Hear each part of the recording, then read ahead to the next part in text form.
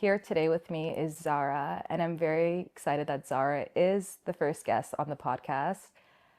Unlike many people, Zahra has been through, there's no other way to say this, but extreme points of grief, not only once, but twice in her life. And I think she has a lot of wisdom and a lot of experience that she can convey. So I'm very excited for you to hear and learn more about her journey as we talk here today. This episode is proudly sponsored by TCGI Financial, with services ranging from mortgage solutions, wealth management, and construction financing. TCGI is here to help.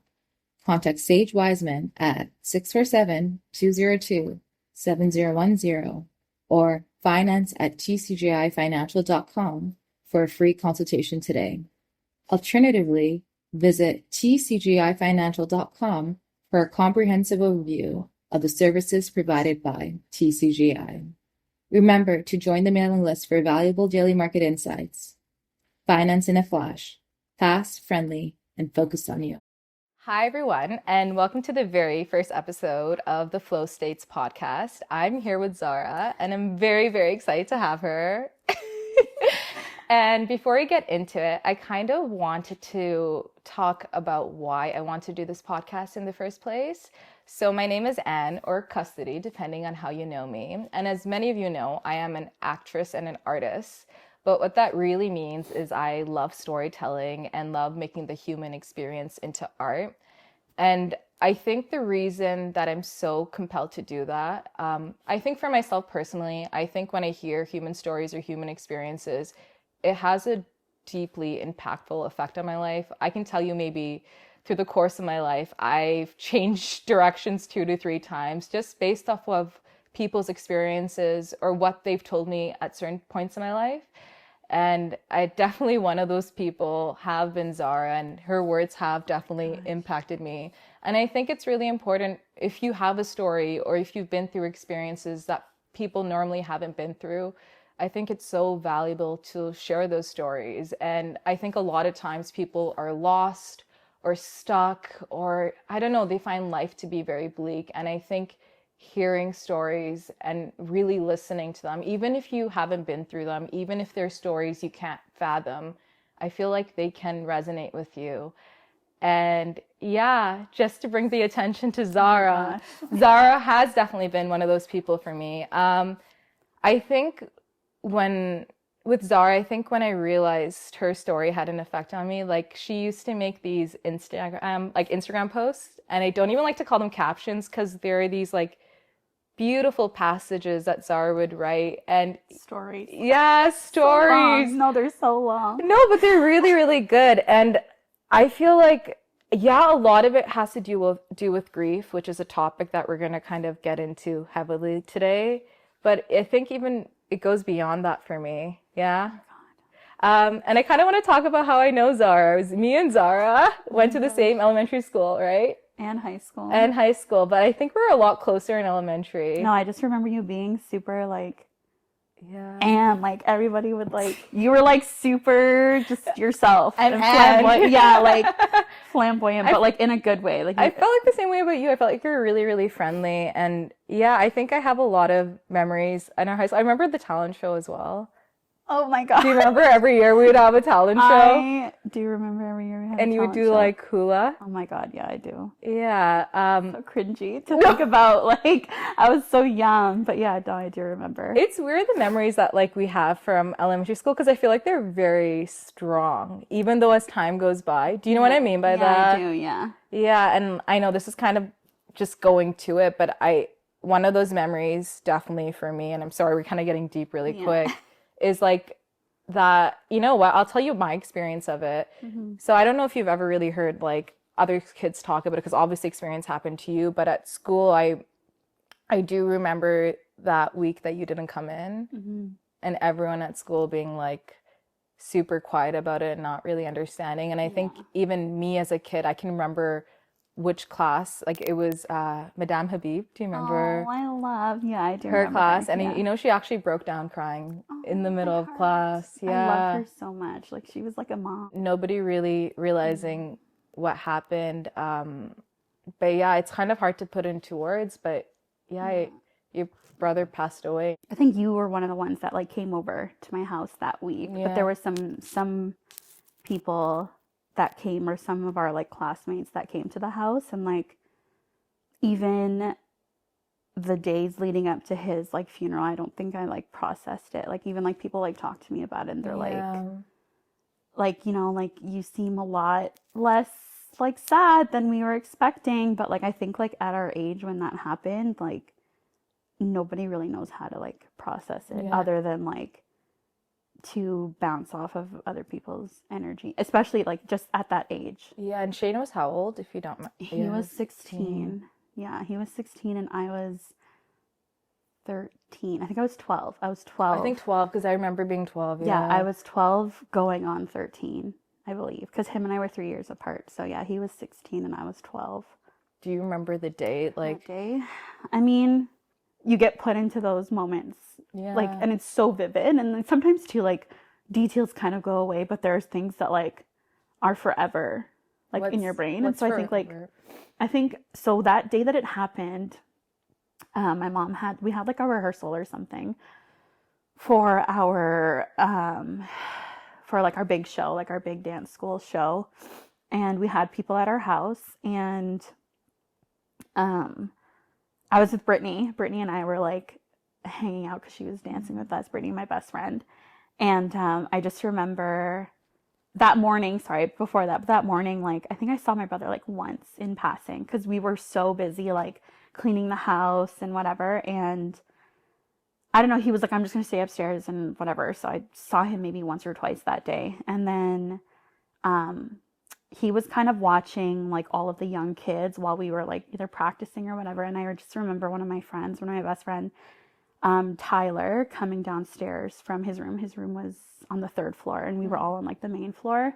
And he came running downstairs and he was like, you know, something happened to Kuya Shane, or Kuya, like, brother, like respectfully, like a Filipino term. He was like, something happened to Kuya Shane, like he fell, or like something happened. And so I remember my dad running up the stairs and everybody kind of was like taken aback. People were mostly gone, but it was kind of just like family lingering. And I looked at Brittany, and so Brittany and I started running up the stairs, and someone from upstairs was like, don't come up here, like, Really? stay downstairs. Yeah. And so her and I, oh no, we didn't run upstairs. When we ran upstairs was when my dad yelled, Lil, like my mom, Lily. He was like, Lil, call 911. But it was like in a tone that like I've never heard. Wow. And so it was like, Lil, call 911. And so then that's when I started running upstairs with Brittany. And then I think one of my aunts upstairs was like, don't come up here, like stay downstairs.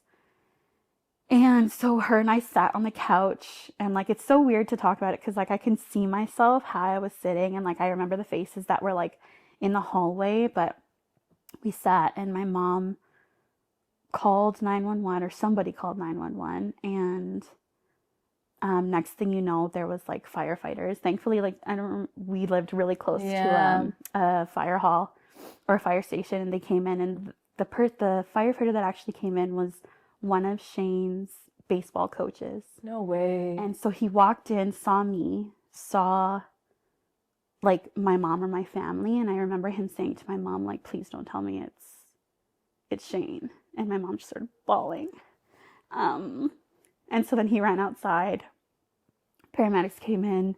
At that moment, death never crossed my mind, ever. Like, it wasn't even, at that age, I mean, it wasn't really something that like people are used, or I was used to. I maybe experienced it once in my family, and I was like 7 or like 5. But yeah, no, so I was sitting there, you know, things are happening, and I don't know how long passes by, and then all of a sudden, like, you know, the paramedics are bringing him down on like the stretcher, and I hear my mom screaming like, why are his feet blue?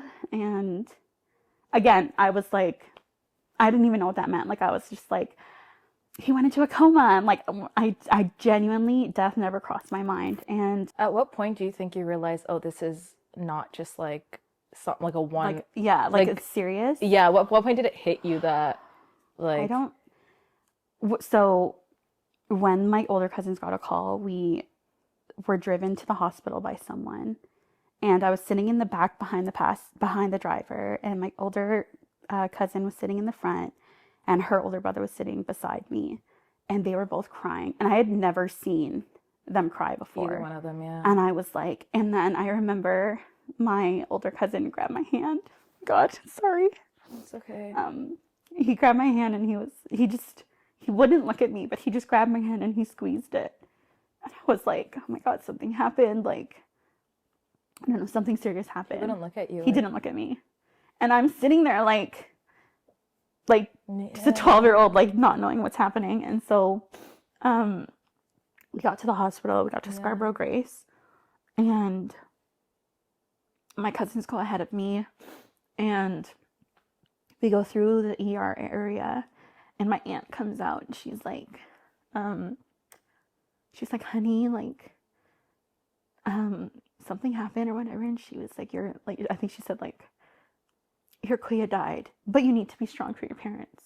It was like immediately, like, Just like that. it was like, we're about to go see your brother. Like, your brother has died. Like, Kuya Shane died. And she was like, okay. And I remember being like, what? Like, what? Yeah. And she was like, you need to be strong for your parents. And I remember walking in there and just like, And you're 12. yeah. And I just remember seeing my parents, like, I've never seen them like this. Yeah. Like, they were just like a mess. And then I just saw my brother, and it was like him. And then I was standing here, and then my parents were behind me on like their chairs at like his like foot, like the foot of the bed. And I'm just like looking at him, and then I'm looking at my parents, and then I see like my whole family in the room just like bawling. I don't even think I cried. I think like I just Wow. genuinely was like in shock, and maybe like I teared up. And like I just remember my parents were like speaking or like saying things in like a pitch or like a tone that like I just Never inaudible. recognized, yeah. And I think like from that moment, being told like you have to be strong for your parents, and like that was kind of like the perspective of the whole week. It was kind of just like everybody else around me is hurting, everybody else is like sad and crying, so like I don't have time for I can't do it for myself. And I don't think like that's how I thought of it then, but I was just like, everybody's so sad, so like we need to focus on them, like we need to focus on like Yeah. them hurting. And like I just remember like that week, like I would walk past a room, and my mom would just be like, she wanted to listen to his music, and she would have like headphones in, just like sitting there. Yeah. And it was just, I don't know, that week was crazy. I think it never really settled in until like the actual like service, when I had to like walk behind. And I think Yeah. even too, like at his like viewing, I never approached the coffin. Like You didn't. I couldn't, like it just wasn't, it just wasn't real. Like it didn't, and it wasn't him to me. Like I just couldn't bring myself to do that. And I feel like if you were to talk to like anybody from that viewing, like people were genuinely like nervous. Like they've told me now that I'm older, like how they told my parents, like, you need to watch Zahra because she's not dealing with it. Like she hasn't addressed her feelings. And so I just remember like I never went into the room where the viewing was. Like I maybe was there when I had to be there, when they were like, okay, you have to say your goodbyes, and I had to go.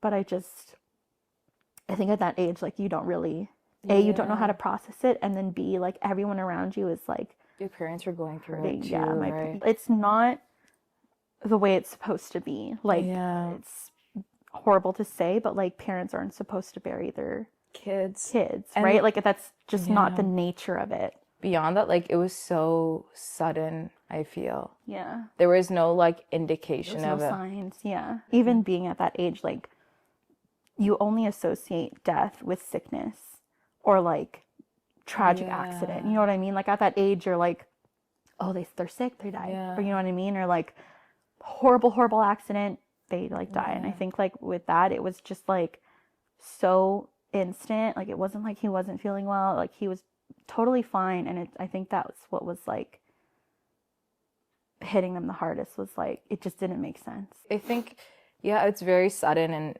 it's unexpected, and Yeah, Shane was only 16. Yeah. That means like I was gonna say you had 16 years of memories with him, but not even that. You were I know, I 12. was 12.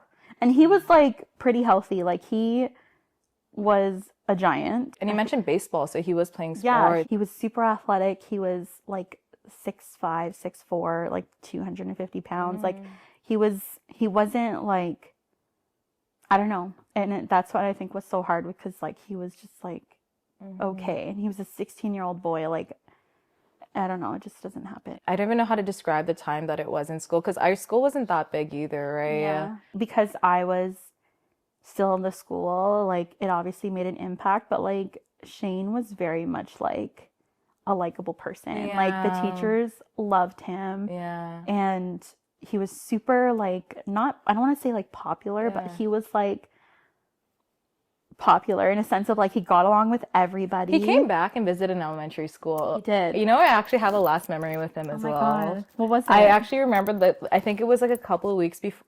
I don't know, remember when. I think it could have been the year before he passed away, but it was the up dog joke.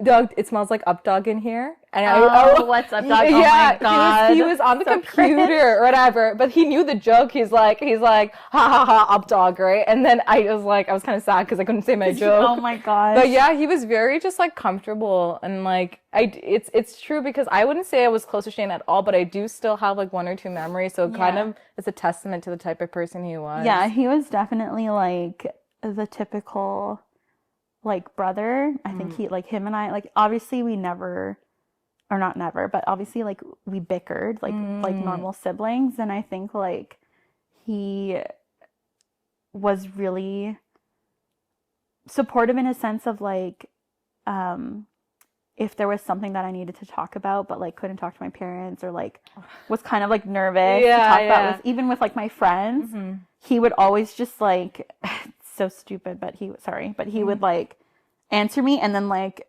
I don't want to talk about this anymore, or like he would be like, here's the answer, do with that what you will, I'm leaving. But no, he was, and then like too, he was super like protective, I think too. Like I think like he and I definitely bickered or whatever, but when it came to, I think there was a time in elementary school where like there was a day I cried because of like a certain like boy or whatever, I don't know, back then, or I was getting teased about something, and I remember like crying about it, and I was going to, my grandfather used to pick us up from school, and I was walking to the car, and he like got to the car and he was like, what's wrong with you? It was like very like brotherly, like, what's wrong with you? Like, why are you crying? Like he was like almost annoyed, and I was just like, I don't know. I think I like cried about it and like kind of told him, and then he like dropped his bag off and told our grandfather like, go ahead or whatever. And then I think like one of my friends the next day, maybe Brittany, was like, did you hear like what your like Kuya Shane did, like what your brother did? I think he like confronted the boy. Oh my God. But with like all of his like friends. And which I'm like so grateful for, because after everything happened too, like his friends were very much like brotherly to me too. Like they were kind of like that older brother for me too.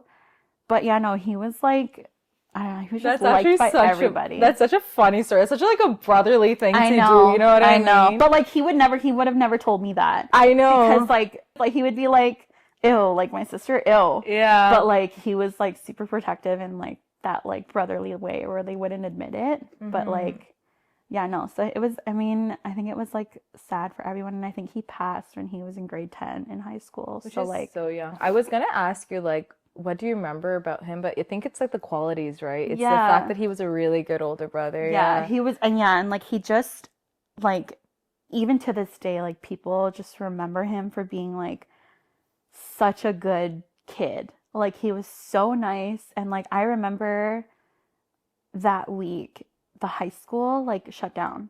Like the high school like, oh, no way. Like closed for like a day because people were just not going to class. They were not showing up. Like everybody was like super distraught. And I remember they hosted a mass for him, and my whole family were invited. So we went.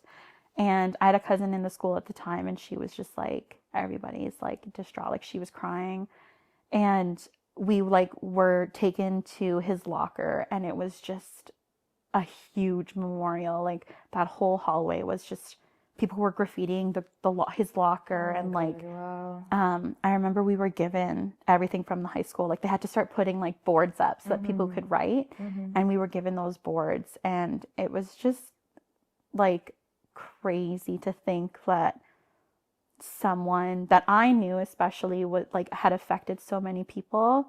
And like I just remember like we had like it affected the high school so much that they shut it down, and they actually requested that they bring him through a hearse in like around the school as like a Yeah. goodbye, and they did like a beautiful like balloon release or whatever, and it was really nice. And then I just remember like at the funeral the church was packed, like packed. Like there at some point there was no room for sitting. Like you remember the church that was the one that we went to, it would be like it was all the pews, and then like people were standing. It was a huge service. And so I think like that was just like a testament to me anyway, that like he was so admired by so many people. And I think like that was probably the quality that I was like, Yeah, like I was saying, he was only 16 and you were Yeah. 12, and you were kind of growing at that point. yeah, And then,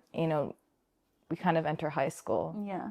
How do you think, like, I know death is like a really strange topic, but I think it's even stranger when you're like 12, 13, Yeah. 14, and you're kind of just like building your identity. Yeah. And like you like I don't know, I think at those ages like I knew what death was, but I didn't really know. No. Yeah, I think like at that age, like I said, but like I didn't really deal with it. Like I didn't know how, because it was so foreign. Like up until that, I think our family experienced like one like death, and it was my like grand aunt, and she was really close to our family. Like she's Yeah. practically another one of my grandmothers. And so it wasn't until him that like, oh my God, excuse me, It's fine. what's it called? Yeah, no, he after up until him, I didn't really know anything about it, and then he passed. And at that age, like I said, like you don't really associate death with like, and you associate it with old people. Like unfortunately to say, like you associate it with people who are elder and are sick, and something happened to them. Oh my God, I'm so sorry. That's But okay. yeah, no, I didn't deal with it for a really long time. And I think, and then it was starting high school, and I think there was a lot of, I don't want to say pressure, but it was very much like, oh, you're Shane's sister.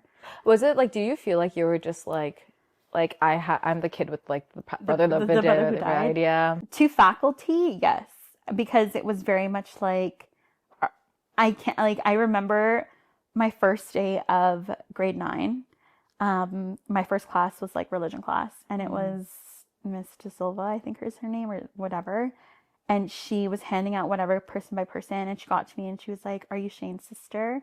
And so every class after that, every year after that was like, "Oh, you're Shane's sister." And like I remember my first class with Delalo. Delalo was really close to my family after that happened, because Oh, I didn't know that. Shane was in the drama, like the theater program. My cousins were in the theater program. And so, which is so weird too, because it's like he was an athlete, but he was in the theater program. But you know what I mean? And he was super smart, but he was cool. Like he was so He was just the likable. it kid. He was the cool kid, like, and so cringe. I'm like, whatever. He was kind of mean to me, but no, but I think like, I was not, I don't want to say compared or like living in his shadow, but I think like when you are that kid, when you are like super smart, or you're the athletic kid, or you're the person that all the teachers like, it's a lot of like pressure of being, okay, well, I have to be that person too. And I think after like that became my focus of like, well, I have to live up to this person. It wasn't necessarily like I lost this person and like, like I think I went through a period where I was really lost, and like I didn't know who I was. And then like I started to do or become like I had like questionable things that I was doing, but it's because I didn't know like how to deal with anything. And I think that's really fair. I think it's so funny that you say all this, because we went to the same high school together, Yes. right? And I feel like high school's such a place where you're so in your head. Yeah, 100%. Because, you know, like I know you in high school, I saw you in high school, and like, you know, you never think of what's going on in somebody else's head. Yeah. It's crazy. Like, it's like if they act like crazy, you're like, oh, okay, there's a lot going on. But a lot of the times we're trying to put up this front where we're in, like, Yeah. and like, it's so, I would never, like, it, every time I saw you, you seem happy and laughing and joking, and like, God, yeah. and everything was like under their surface, right? Yeah. It didn't hit me until, so like he passed in 2010, and I don't think it hit me until like 2013, 2014. I became like super weird. I was like, I don't want to say I was hanging out with the wrong people because I wasn't, but like, I don't know, my focus was just not Off, yeah. Yeah, it was just off. And like, I didn't know who I was, what I wanted to be, who I was at that point. Like, I don't know. Can I ask you, you know, when you reached your brother's age when you were 16, 17, was that weird for you?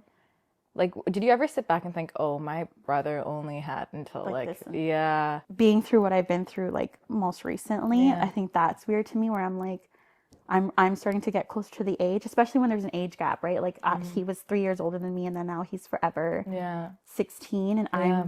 I wasn't. Yeah. Or I've passed that. yeah. I think like it was a real thing for my parents because my brother was like, he hit 16, and then I was a girl and I was becoming like a teenager. So I think again, there was just a lot of pressure of being like the same 16-year-old or being the same person. I don't know. And so I think when I turned 16, I think that was when I was really like troubled.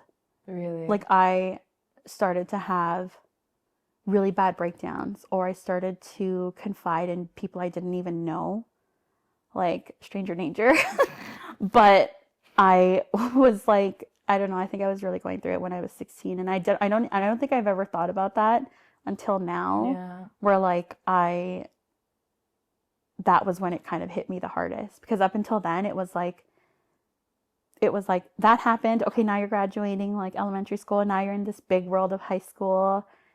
And yeah, it didn't really hit me. It's weird because like you think like with grief, it hits you right when it happens. Like the most emotional moment's going to be right after the moment. You know what I mean? Like you see movies all the time. That's what you think it. Yeah, that's what you think it is. It's weird for me to say that. I guess because you're 12, that you were just shocked and looking at the looking at the body, but it's weird that it hit you 3 years after. Like you got your moments 3 years after, right? Yeah, that's like a huge lesson, and I don't think it's teachable. Like I think like everybody. Do you think anyone got through to you? I don't really think people kind of like try to like do the whole like, are you okay? Like with me, because at that a young age. Plus like I was like living the teenage life. Like I was very much like going out with friends. I was in school. I was hanging out. I was like boy band obsessed. Yeah. And so like I think like nobody really was concerned. And then when I started to get like episodes or like was going through it personally, I definitely like hid it. Yeah. Like I didn't You weren't like someone external with it, yeah. No, I remember like going upstairs to his bedroom and like crying. And then I would like go into the bathroom and cry.